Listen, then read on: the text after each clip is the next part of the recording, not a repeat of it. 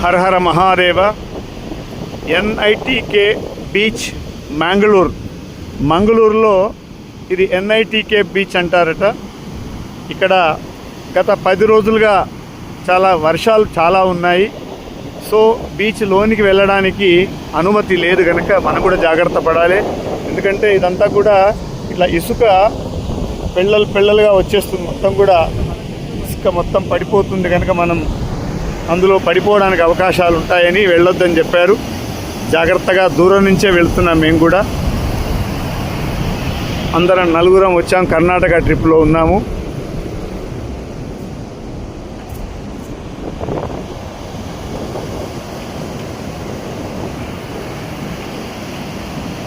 ఎన్ఐటికే beach Mangaluru.